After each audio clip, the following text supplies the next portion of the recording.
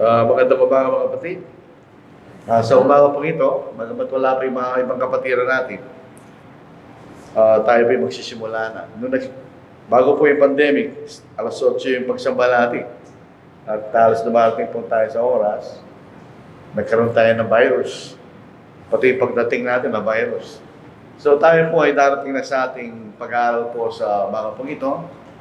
At sa umaga ito, ang magbibigay ng mensahe po si kapatid niya Alan Dacoco. Siya po yung makaral sa Judge Jimenez Church of Christ. Nung una kang pumunta roon, dahil yung dati nilang lugar, Scout Chotoco. Sabi ko sa taxi, Scout Jimenez, kanya. Sabi ng taxi, wala namang ganyan. Baka ang sinasabi mo, Judge Jimenez, kanya. Baka yun ka, Judge Jimenez nga. So ituloy po natin ang ating pag-aaral sa ulang sulat ni Pablo sa Taga-Corinto.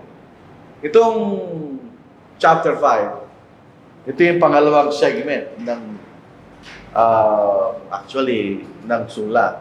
Yung chapters 1 hanggang 4, yun ay tungkol sa walang problema nila. Yung problema nila tungkol sa mga mangangaral.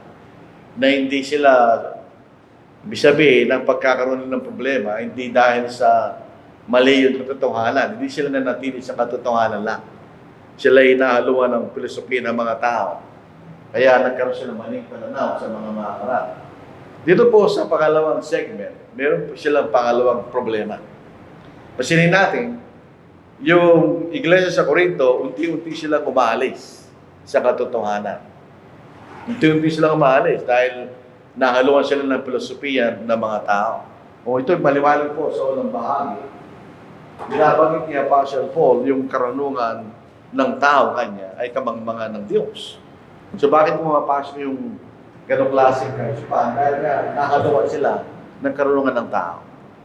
Ang observation natin, pagka ang isang kongregasyon ay nagiging maluwag sa harap, sumasama rin yung moralidad. Tingnan ninyo rito.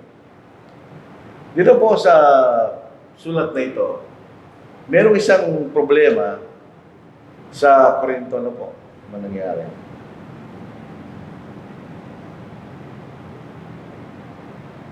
Meron po silang problema. Sabi rito, it is reported commonly that there is fornication among you. So, yung sabing commonly reported, ito'y alam ng mga tao. So kalat na siya, pinag-uusapan at nagkakaroon ng skandalo sa iglesia. Pinag-uusapan na eh. Sabi-sabi, marami nang nakakaalam doon sa bagay na yun. Kaya sabi niya, it is reported commonly. So marami nang nakakaalam. Pasinin po natin ang Corinth. Ito ay isang mayamang lugar. Hindi katulad ng Manila o kahit ng Angel, sabihin natin. Ito ay isang mayaman na lugar. At usually, pag ang isang lugar ay yumayaman, bumababa ang kanyang moralidad. Yun ang problema ng yumayaman ng isang lugar. Pag maraming pera yung mga tao, marami silang pagkakagastuhan, kahit na sa maling paraan. Doon sa 1 Corinthians chapter 6 verse 9, ang Corinto po ay isang mayamang syudad. Ito yung sentro ng commerce. Dinadaanan ng commerce dahil ito po isang isthmus. Ano po? Sa pagitan ng dalawang dagat.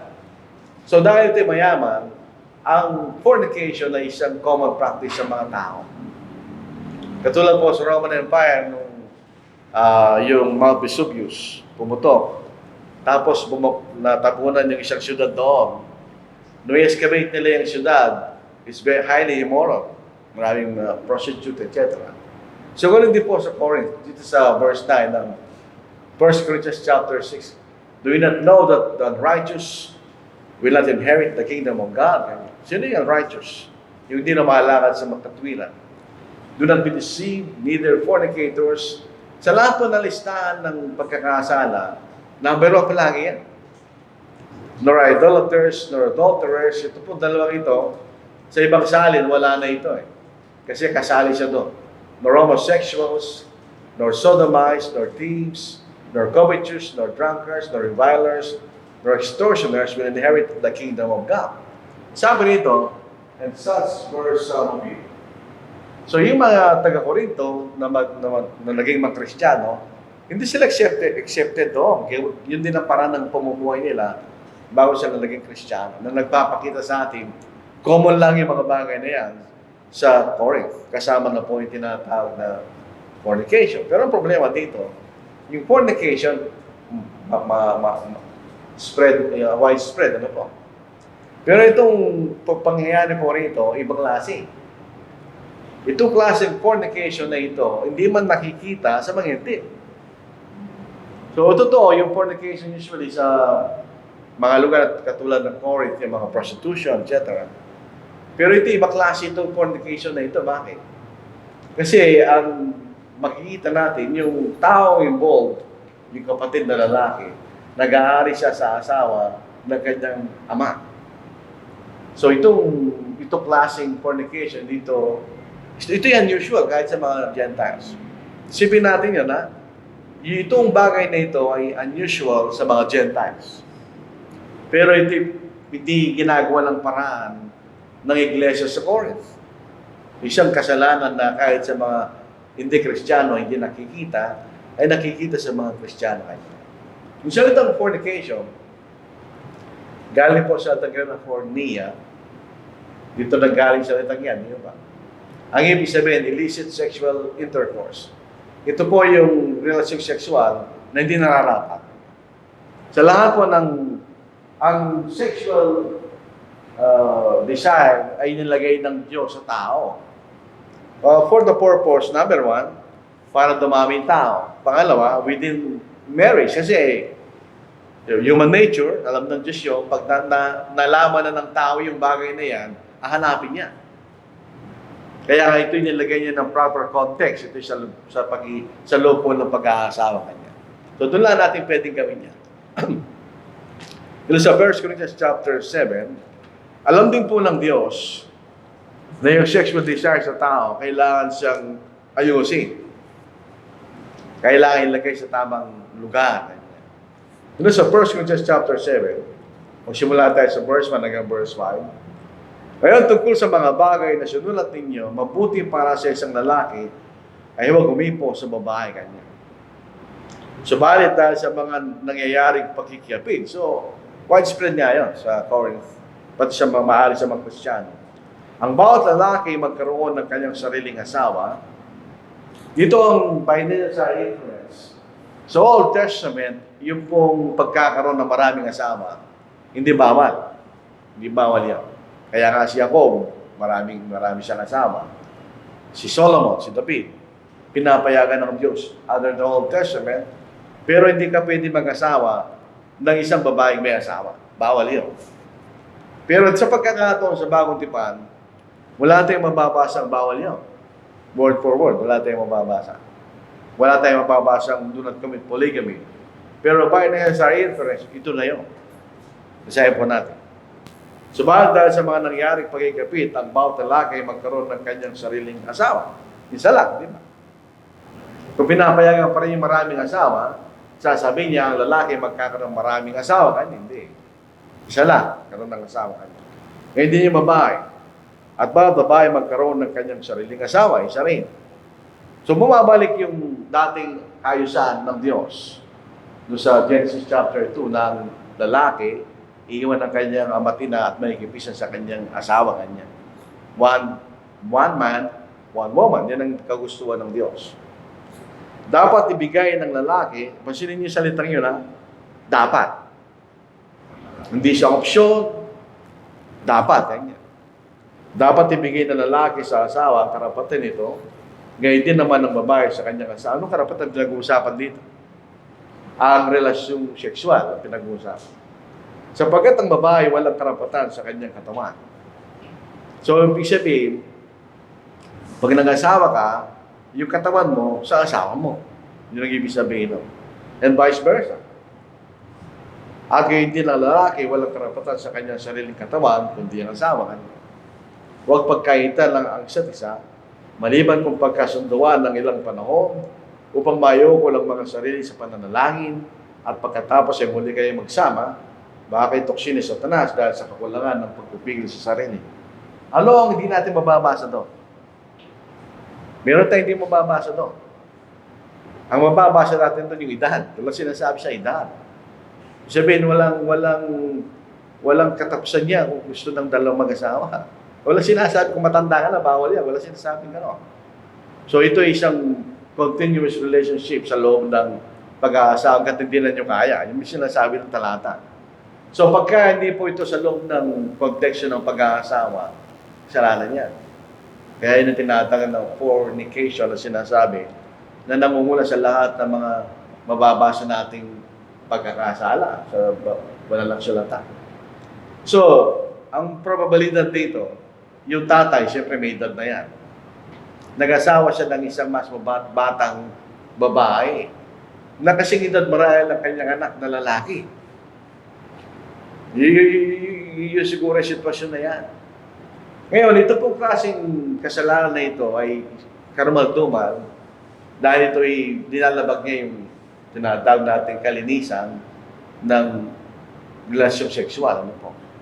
Kasi ang chastity, hindi ka na-involve sa anumang bagay na sexual relationship na hindi nararapat. At yung virtue, yung tinusunod mo yung tama. So, kaya lang, ang walang ginagawa ang iglesia doon. Tinotolerate nila yung kasalanan yun. Kasi alam nila eh. Hindi ito sekretong bagay. Ito'y widespread sa mga tao kahit siguro sa labas ng iglesia. And obviously sa iglesia rin. Pero wala silang ginagawa. Sa isang kasalanan na kahit yung mga Gentiles ay di nila ginagawa. So yun ang galit ni Pablo dahil sa mga kapatid na ito. Ang pag-aasawa ng isang anak na lalaki sa kanyang stepmother ay kasalanan sa ilalim ng Old Testament. Halimbawa, yung namatay yung tatay mo. So, naiwan yung stepmother mo, hindi mo siya pwedeng pakasalan. Ikaw ay papatayin. Ito rin po ay bawal sa panahon ng mga Romano. Hindi nila pinapayagan niya kanya. So, yung babae, hindi sinasabi sa atin kung ano siya. Ang concern lang, yung lalaki. Bakit di binabakit yung babae? Marami hindi siya Kristiyano. So, hindi natin alam yung sitwasyon, yung specific details ng sitwasyon na yun. Hindi natin alam kung tinuksyon ng stepmother niya yung anak na lalaki o vice versa. Hindi natin alam. Pero regardless, dahil nangyayari yun ay kasalanan. Ganyan. Kasalanan at dapat may gawin. Yung iglesia sa Corinth, pero wala silang ginagawa. So yun ang makikita natin picture sa problema na ito ng taga-Corinth. Ano po? Bakit nangyari kayo balik-balik nito? So, ito po ay tinatawag na bawal na relasyon. Under the Old Testament, meron po tayo mababasa. Sa Leviticus chapter 8, verse 8, ganyan. The nakedness of your father's wife, you shall not uncover. Ganyan. Sundin ninyo, ha? Hindi mo siya pwedeng humaran. Hindi mo pwedeng makita ang kanyang kahumaran. Kasalanan na yun. Malala natin si Noah nung siya'y nalasing. Yung dalawang anak niya, ginawa siya ng paraan. Tinakpan siya. Yung isang anak lang niya, hindi. Wala siyang ginawa. So yun ay bawal. Dahil yung karangalan o dagal ng isang nangasawa ng iyong ama, it is your father's nakedness. Para mo na nakita ang kabaran ng iyong ama. Moreover, you should not lie carnally with your neighbor's wife to defile yourself with her. Sa Deuteronomy 22 verse 30, a man shall not take his father's wife nor uncover his father's bed. So bawal magkaroon ng relasyon sa asawa ng iyong ama, pati sa iyong ama, bawal din. Cursed is the one who lies with his father's wife, because he has uncovered his father's bed. And all the people say, Amen. Ang kaparusahan po dyan ay kamatayan. Papatayin ka nila. Ang penalty sa Old Testament, papatayin ka nila. So itong kasalanan ito, hindi siya common. Nagbabawal kahit sa mga Udyo, kahit sa mga Gentiles, hindi na ginagawa yan. Kaya galit na galit si Apostle Paul na walang ginagawa yung mga kapatid sa Corinth. Ito sabi niyo, you are puffed up. Wala kang ginagawa kanya. Magmamalagi pa kayo. And have not rather warned o nagluksa that he who has done this deed might be taken away from among you. So dapat kanya, alisin na yung tao ito na ginagawa niya itong bagay na ito. dahil siya nagkakasala kanina. So ito sinasabi natin kanina. Pagka mga kapatid ay naging hindi tapat sa pananampalataya, lumalampas sila sa ibang aspekto ng pananampalataya, hindi na rin mahalaga sa kanila yung moralidad at kung ano yung tama. Ito yung problema ng hindi tayo consistent sa katotohanan. Kasi pag binabayaan mo ang isang pagkasalanan sa loob ng iglesia, hindi mo na rin pwedeng ibawal yung iba kasalanan. Kasi pinabayaan mo isa. Diba, pinababayaan mo ito, tapos may isang nagkasala ibang kasalanan, kaya hindi disiplina, ba't hindi disiplina itong tao ito? So yung pag-alis ng mga kapatid sa katotohanan, ay ang dahilan bakit hindi sila ganong parang concern sa nangyayari yun. Kasi meron na silang ibang klaseng kasalanan ginagawa na pinababayaan nila.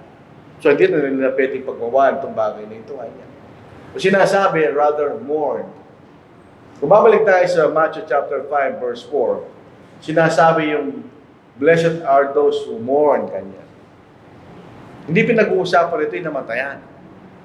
Ang pinag-uusapan yung nagluluksa ka dahil sa kasalanan kanya.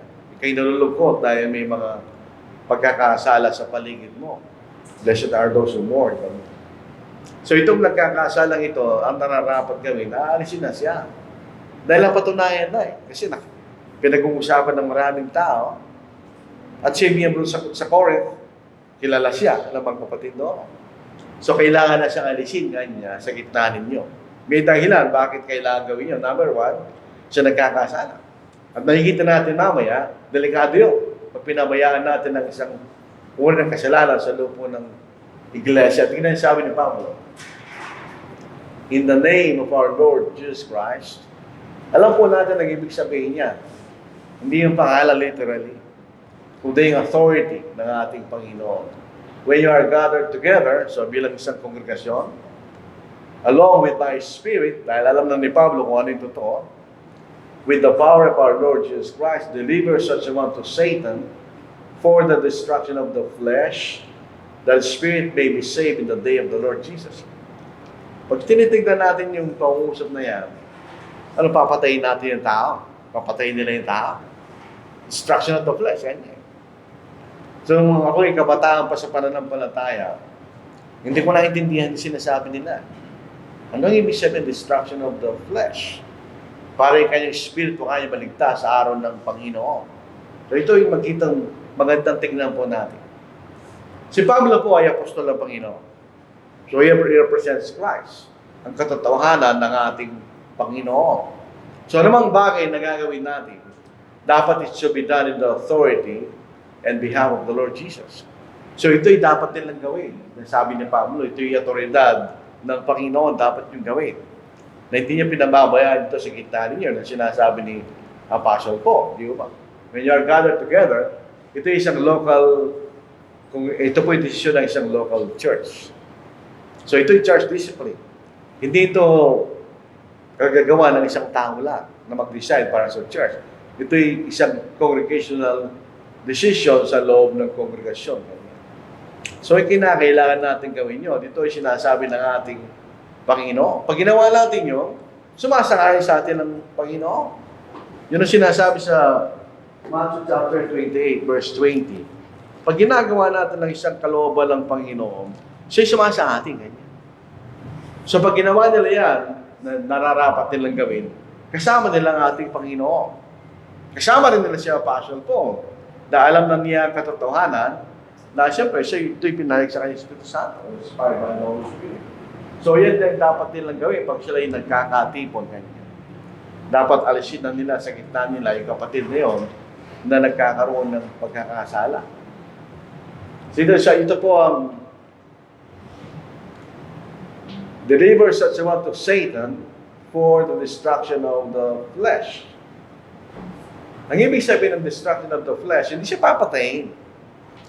Kundi siya magsisi at uminto na siya sa kanyang ginagawang kasalanan. So, yung salitang flesh dito, hindi siya tumutukoy sa ating katawan. Ito isang metonymy, ibig sabihin, ito'y tumutukoy sa kasalanan ginagawa natin sa pamamagitan ng ating katawan. Yan yung sabi ni Pablo. Sa kasong ito ay fornication. Ibig sabihin, ang dahilan bakit nila ihiwala yung kapatid na yun, didisiplinahin na sila to effect repentance. Para sa magsisi sa kanyang ginagawa. At di siya ituring na kasama. Kasi pagka nagkakasala siya, tayo tinuturing pa rin natin siyang kasama, ay bakit siya magsisisi? Tinatanggap pa rin natin siya, di ba? Pero hindi na natin siya tatanggapin, siya mag-iisip. At makikita na ang kanyang ginagawa ay pagkakasala, at maaari siyang uminton sa kasalanan, siya magsisik din. Ang purpose po nito, makikita na sa Pangalawang Thessalonica, chapter 3, verse 14. Tayo bilang mga tao, natural lang sa atin, gusto natin kasama tayo sa isang pangkat ng mga tao, di ba? Meron tayong sense of belongingness. Kahit saan tayo pumunta, nagtatrabaho tayo, gano'n. Sa ating mga kaibigan, gano'n. Sa iglesia, gano'n din. Kahit ano pa sabihin natin, pag tayo kabilang sa local church, meron tayong sense of belongingness. Tayo kasama nila. Kasama natin siya, kanya. So para siya mapahiya, yun ang purpose nun. Isang purpose, mapahiya yung kapatid na yun, ihiwalay siya. May probably to effect his repentance para magsisi siya. Kasi kung tinuturing pa rin niya mahalaga ang kanyang pagiging Kristiyano at kasama namang kapatid sa local church, mag-iisip siya, di ba? So 2 Thessalonians 3:14. Ang kasalanan po rito, hindi pakikiyapid, hindi katamaran, hindi siya nagtatrabaho. And if anyone does not obey our word in this epistle, note that person, note kanya, and do not keep company with him, that he may be ashamed, kanya. Hindi mo na siya tinuturing na kapantay, o hindi mo na siya tinuturing na kasama. Kapatid mo pa rin siya, hindi mo maalis siya. Pero hindi mo na siya tinuturing na kapantay o kasama, para siya mapahinga. At maaaring siya ay magsisi. Yun ang sinasabi ng dito, kaya yung flesh, hindi ito yung katawan mismo sisirain, kundi yung kasalanan na ginagawa sa pamagitan ng yung katawan. Ito, sa pagkakataon na ito ay fornication, para masira na yung kanyang, kundi ito na yung ginagawa niya, para siya maligtas. Kasi magka-dugtungin dalawa eh. That, ano yung purpose nun? That his spirit may be saved, maybe. Kung nagsisisi siya, maliligtas siya, kaya maybe, kanya saved in the day of the Lord Jesus. Pagdating ng araw ng paghuhukom, kung magsisisi siya, maaari siyang maligtas. Yung pong kasalanan, may pagkakabi yung guilt sa remorse.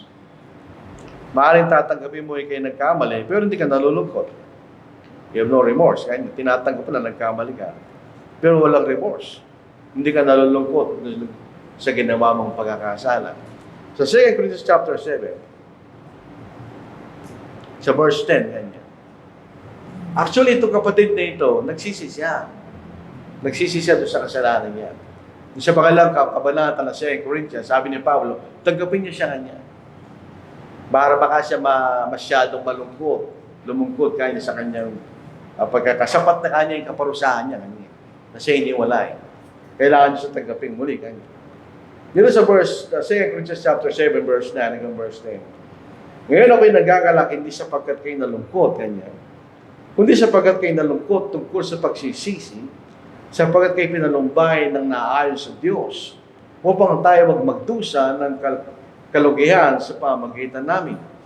Sapagkat ang kalungkutang naayon sa Diyos ay nagbubunga ng pagsisisi tungo sa kaligtasan na hindi pinagdaramdam, kundi ang makasalimutan kalungkutan ay nagbubunga ng kamatayan. Kanya. Yung makasalimutan kalungkutan, ano lang, parang nangihinayang ka lang. Pero yung kalungkutang makadiyos kanya, hindi ka lang nangihinayang, inalulungkot. Gusto mong magbalik sa Diyos. Kanya. Bakit mahalaga na siya ihiwalay? Number 1, kapag isang kasalanang napatunayan na totoo, ay pinapayagan sa mga Kristiyano na sinasabing sila sumusunod kay Kristo. Ito po ay disrespect sa ating Panginoon. Tandaan natin, nakalagay sa harap ng building ng Church of Christ. Tapos sa babalitaan ng mga tao na pinababayaan natin itong karumaldumal ng kasalanan na ito, na nalalaman nila, ang isipin nila, si Kristo ay lingkod ng kasalanan. Kasi ang pangalan nakalagay diyan ay Kristo, di ba? So we represent Christ. Pinababayaan lang natin ang isang kasalanan, hindi natin nilalawas no. Parang nagbibigay tayo ng impression ng ating Panginoon na ilingkod ng kasalanan. Kaya po yun ay serious offense. Huwag nating gawin, huwag na mangyari yun. Isipin nila na pinapayagan ng Panginoon pagkakasala. Pangalawa, iniisip rin natin ang kapakanan ng nagkasala. So walang kapungutan dito. Napupunta tayo sa kasalanan ginawa niya, pwede tayo napupunta sa tao kasi gusto rin natin siyang maligtas. Gusto natin magsisikap tao at maligtas at siya makarecover dun sa kasalanan. Ang kasalanan, anumang klaseng kasalanan, lalo kung ito po isang serious na kasalanan, kahit pag pinagsisiyan mo na yon, hindi pa rin mawawala sa iyong kaisipan. Nandun pa rin yun. Kaya hindi yung basta-basta nawawala. It takes time bago mo malimutan yung kasalanan ginawa mo, lalo na itong kasalanan ng taong ito. At pangatlo, yung welfare ng iglesia. Kailangan natin proteksyonan. Dahil later, mababasa natin, ang kasalanan po isang influence. Pwede siya maka-influence sa iba na magkasala rin sila. Kaya welfare nung nagkasala, yung welfare din ng iglesia, at ang pangalan ng ating Panginoon. Huwag masira sa mga tao. Diba, may marami tayo nababalitaan. Isa pinagtatawanan natin. Sabi niya sa ganitong kapulungan, yung isang mayamang tao, meron siyang ibang babae, pero pinapayagan siya kasi marami siyang binibigay. Marami tayong narinig na gano'n. So, huwag na akong gano'n ang isipin nila sa ating iglesia ng ating Panginoon. Kaya mahalaga yung sinasabi ni Apostle Paul. At sabi rito, tingnan ninyo, your glorying is not good. So, walang kalungkutan sa mga taga-Korinto. Hindi ko na. Do you not know that a little leaven leavens the whole lump? So, kung tayo po ay gumagawa ng tinapay o namang bread, alam natin yon. Kung walang pampalasa yung wheat, hindi mo makakain yun. Matigas. Subukan niyo gumawa. Gumawa kayo ng tinapay na pampalasa. Nakita namin yung kina Sister Glo noon. Yung isang kapatid, nag-aaral siya gumawa ng tinapay. Hindi siya marunong. Pag kinain mo tinapay, matigas, hindi mo siya makakain. Ang purpose ng leaven, hindi lamang po siya yung malasa, para siya lumambot, para makain mo. So, yung maliit lamang na pampalasa, may impluensya niya yung buong limpak niya eh. Aalsa niya eh. So, yung maliit na pampalasa, aalsa niya buong lump niya. Kaya sabi rito, therefore purge out the old leaven, that you may be a new lump. Since you are truly unleavened, for indeed Christ our Passover was sacrificed for us. So yung kasalanan, ito ay delikado pag pinabayaan natin. At hindi natin pinahinto. Kaya sa ating sarili, pag pinabayaan natin ang kasalanan ginagawa, delikado sa atin yun. Pag tinotolerate lang natin ng kasalanan, isang kasalanan, kailangan na rin natin itolerate yung ibang kasalanan. Hindi na natin maipapahinto yun. Halimbawa, kung sa atin, sa gitna natin, pinababayaan natin sa kapatid, naninigal na siya. Common knowledge, naninigal yung kapatid niya at pinagbabawalan. Pag may kapatid na uminom ng alak at pagbabawalan mo siya, hindi mo siya pwede pagbawalan. Babalikan ganyan. Bakit yung naninigal yun, hindi pinagbabawalan ganyan. Wala natin pwedeng ibawal pag gano'n. Kailangan meron tayong consistency na hindi natin tinotolerate ang alamang klaseng kasalanan. Although, siyempre, walang congregation na perfect. Magkukulang tayo.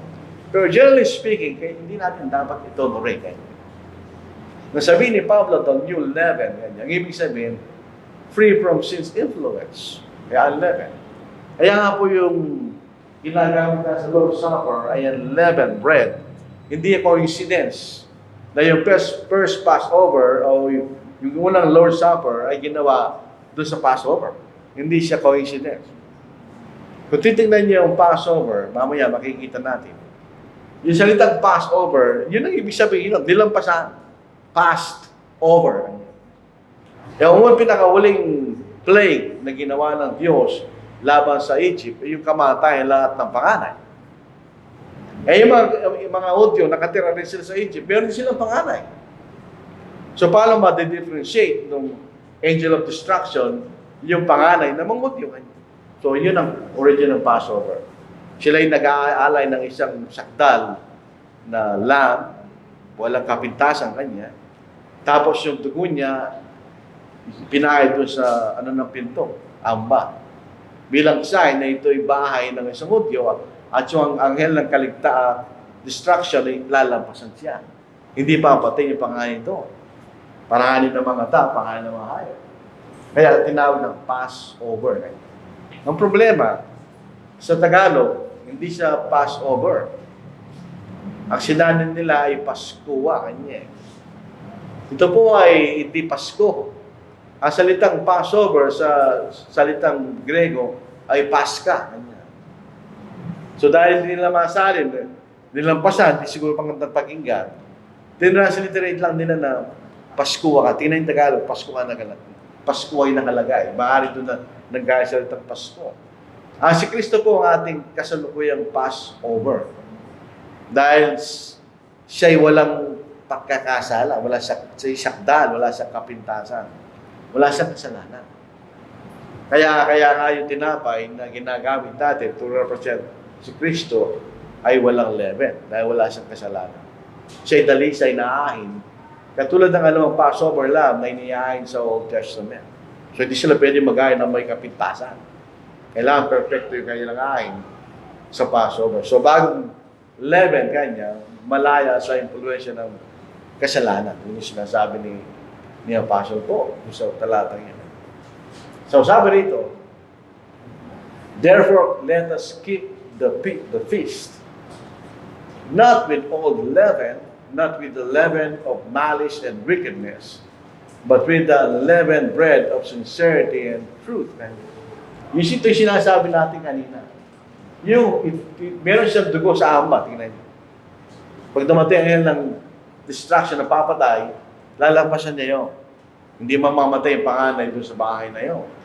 Kaya po yung the feast of the Passover, inaalala po nila yung paglampas ng anghel ng kamatayan doon sa panganay ng mga Hudyo, Israelites sa Egypt. Dito sa Exodus chapter 12, verse 23. For the Lord will pass through to strike the Egyptians, and when he sees the blood on the lintel, or on the two doorposts, the Lord will pass over the door and not allow the destroyer to come into your houses to strike you. Ayan ang Passover. So bilang alaala to commemorate, meron siya sa unang ikalabing-apat na araw ng unang buwan ng mga Israelita, yun ang Passover. Yung unang buwan, yung dalawa po yung kalendaryo ng mga Hudyo. Yung sacred calendar at saka yung civil calendar. Ang pinag-uusapan doon yung sacred calendar, yung unang buwan. Kalabing-apat na araw sa unang buwan. Yun ang araw ng Passover. So yun ang ibig sabihin nun. Ngayon sabi rito, let us keep the feast. Ibig sabihin nun, meron ba tayong feast of the Passover? Wala naman. Si Kristo po ang ating Passover lamb. Nung siya'y namatay sa krus, siya naging ating sacrifice. Siya ang Passover natin para sa ating mga kasalanan. Ang ating mga kasalanan ay lalampasan. Sapagkat ito'y papatatawarin pag tayo sumunod sa Ebanghelyo at nagpapatuloy tayo maging tapat o banal. Ang ibig sabihin ng banal, tayo namumuhay na hiwalay sa kasalanan. Palagi nating pinapaliwanag yan. Ang namumuhay sa kasalanan, hindi nagpapatuloy sa kasalanan. Ito yung bahagi ng buhay mo. Halimbawa, kay Lasenggo, kayo nagpapatuloy sa Panginoon na alak, yun ay namumuhay ka sa kasalanan. Halimbawa, kay Sugaron, kayo nagpapatuloy sa pagsusugal, kayo namumuhay sa kasalanan. Pero kung nagkamali ka lang sa beses at tagsisi ka, hindi ka namumuhay sa kasalanan. Nagkamali ka lang. Nagkaroon ka ng maling desisyon na ginawa mo yun. So, keeping the feast, ang ibig sabihin, tayo po ay magpapatuloy sa pamumuhay bilang sa banal na buhay kanya. Hindi tayo nabubuhay sa kasalanan, nabubuhay tayo sa pagsunod sa kalooban ng Diyos. Yung ibig sabihin. So yung banal, yung saint, banal, saint, kanya, magkawig yan, magkapareho. Ang salitang saint o sanctified o sanctification, ang ibig sabihin yan, tayo iniwalay. We are separated. Pag sinabing saint, ito yung taong iniwalay sa kasalanan dahil pinatawag tayo ng Diyos. Pag sinabing sanctified, tayo hiniwalay. Pag sinasabing sanctification, tayo hinihiwalay. Kanya. So, banal, tayo hiwalay sa pamumuhay sa pagkakasala. Yan ang sinasabi sa atin. Basahin po natin. Hindi na ito. Ito dito sa 1 Pedro, chapter 1, 15-16. Basahin natin. Para magkaroon lang po tayo ng malinaw na kaisipan tungkol sa pagiging banal. Kasi Roman Catholic Church, iba yung pagtingin nila dyan. Pero hindi yan ang sinasabi ng Biblia. Basahin natin. Sa halip, yamang banal lang sa inyo'y tumawag. Ang ibig sabihin, banal ng Diyos. Hiwalay siya sa kasalanan. Absolutely, wala sa kasalanan. Sa halip, yamang banal lang sa inyo'y tumawag. Maging banal naman kayo sa lahat ng paraan ng pamumuhay. Sapagkat nasusulat kayo maging banal sapagkat ako'y banalan ng Diyos na hindi natin magagawa perfectly. Pero pinagsisikapan nating mamuhay na ihiwalay sa kasalanan. Kaya pag nagkasala tayo, may paraan, pagpatuloy tayo sa banal pamumuhay. Pag nagsisi tayo, at tinatawag tayo ng Diyos. Magbabalik ka doon sa dati mong kalagayan na kayo hiwalay sa Diyos. Diba? Sa Romans chapter 12, verse 1 and 2, ganun din. Ang pamumuhay sa kalooban ng Diyos, when you are influenced sa kalooban ng Diyos. Basahin natin. Kaya mga kapatid, sinasama ko sa inyo, alang-alang sa mga kahabagan ng Diyos, na inyong ialay ang inyong katawan na isang andog na buhay, banal at kasiyasiya sa Diyos, na sa inyong makatwirang paglilingkod. Ano ibig sabihin? Ang pamumuhay ng Kristiyano ay pamumuhay ng sakripisyo. Sinasakripisyo natin ng sarili natin mula sa anumang uri ng kasalanan. Kaya may bibigay natin ang ating sarili bilang aking buhay. Kung isipin natin yun, walang anumang sacrifice na buhay. Pag sinakripisyo mo ang isang hayop, papatayin mo siya. So, paano tayo naging aking buhay? Ang ibig sabihin, figuratively, meron kang pinapatay sa iyong sarili. Yan ang ibig sabihin. No? Kung pupunta tayo doon sa Colossians, hindi po ko nakakamali, sabi niya, patayin nga ninyo kanya. Di ba meron tayo mabasa gano'n? Patayin nga niyo sa inyong sarili ang mga bagay na ito, yung sinasabi rito. So, ibig sabihin, sa verse 5 na Colossians 3:5, patayin ninyo ang anumang makalupa na nasa inyo, yan ang papatayin natin. Kaya tayo isang ahing buhay kanya. Meron tayong pinapatay sa ating sarili. Kaya yun ay sacrifice, di ba? Meron tayong inaalis. Sa verse 2, huwag ninyong tularan ang sanglibutang ito. Magkaiba ang prinsipyo ng sanglibutan. Magkaiba ang prinsipyo ng Diyos. Magkaiba yan. Kung di magbago kayo sa pamagitan ng pagbabago ng inyong pag-iisip, upang mapatunayan niya kung alin ang mabuti, kasiyasiya at lubos na kalooban ng Diyos. Pag tayo na-influensya sa kalooban ng Diyos, medyo malalayo ka sa kasalanan. Pero na-influensya ka ng sanglibutan, sa kaisipan ng sanglibutan na mga bagay na masama ay hindi masama, ginagawang mabuti, at ang mabuti ginagawang masama, mapapahamak tayo doon. Ngayon ang sinasabing, let us keep the feast kanya. Mabuhay tayo sa kalooban ng Diyos, iwalay sa pagkakasala. So, yung salitang leaven, sa talatang ito, wala na tayong wala, ay naglalarawan ng kasalanan o kamalian. Pag tinitig sinasabi yung kamalian sa araw ng Skriba at mga Pariseo, yun ang sinasabi ng Panginoon, the leaven of the Pharisees. Kung babasahin yung mga talatang yan. Yung mga kasalanan po ng mga kamalian ng mga Pariseo, yun ang sinasabi ng Panginoon. Kaya, pwede sila. Then Jesus said to them, take heed and beware of the leaven of the Pharisees and the Sadducees. How is it you do not understand that I did not speak to you concerning bread, but to beware of the leaven of the Pharisees and Sadducees? Then they understood that he didn't tell them to beware of the leaven of bread, but of the doctrine of the Pharisees and Sadducees. Ironically, iba yung aral ng mga Pariseo, iba rin ang aral ng mga Sadduceo. Hindi sila magkasundo. Pero pareho sila mali. So Luke chapter 12, verse 1, in the meantime, when an innumerable multitude of people had gathered together, so that they trampled one another, he began to say to his disciples, first of all, beware of the leaven of the Pharisees, which is hypocrisy. So anumang kasalanan, anumang maling aral, ito'y tinatawag na pampalsa. Leaven. Ang opposite noon ay leaven. Siyempre, wala tayong kaugnayan sa kasalanan sa maling aral, yung sinasabi. Katulad ng ating Panginoon. So dito lang po tayo magtatapos. Wala lang tayong oras. Alas 10 po ng umaga. So dito po sa chapter 4, ang pagkakamali ng mga taga-Korinto. Tingnan niyo, ang sulat ni Pablo, walang sulat ni Pablo sa mga taga-Korinto, ito po ay sulat ng mali. Sulat ng mga kasalanan na ginagawa ng mga taga-Korinto. Ang papasinin niyo po, mula chapter 1 hanggang chapter 15, ito'y puro mali. Kaya sumulat si Pablo ng isang sulat para bigyan sila ng babala doon sa mga pagkakamali na kasalukuyan lang ginagawa. Doon dito natin makikita gano'ng kahirap ang trabaho ng isang apostol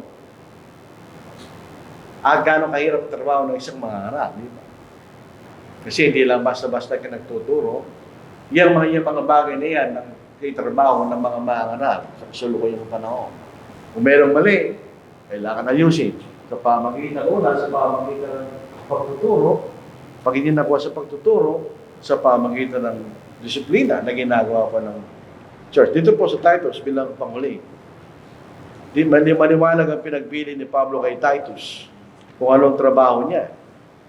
Basahin natin sa chapter 1, verse 5. Dahil dito iniwan kita sa Creta upang isaayos mo ang mga bagay na may kakulangan at upang magtalaga ng matatanda sa iglesia sa bawat bayan na gaya ng ipinagpiling ko sa iyo.